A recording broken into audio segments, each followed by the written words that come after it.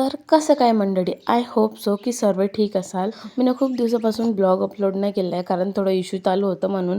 तर आज मी चाललो आहे लग्नाला आणि मी आपल्या मामाच्या गावाला होतं म्हणून आपल्या आईसोबत लग्नाला जात होतं. मी कशी दिसत होतं ते तुम्ही मला कमेंटमध्ये सांगा. तर मला एका खेड्यागावामध्ये लग्नाला जायचं होतं आणि तो गाव मला माहीत नव्हता. तर मी विचारत आलो होतो आणि फायनली मी लग्नाच्या ठिकाणी पोहोचलो. इथं आल्यानंतर ती एवढी जास्त गरमी होती ती की इथं बसूचं नाही वाटत होतं. पण लग्नाला अजून अर्धा घंटा टाईम होता कारण वरात आतापर्यंत नाचतच होती. तसं तर मी पोराकडून लग्नाला आलो होतो म्हणून माझ्या अन्नाचा खर्च वाचला होता. मग थोड्या वेळात माझी मम्मी पण आली. लग्नाला टाईम होता म्हणून माझ्या मामाची पोरगं माझ्या अंग फुलं टाकून त्यांनी साधू साधू म्हणत होतं. मग थोड्या वेळात नवरी आली आणि लग्न पण लागलं.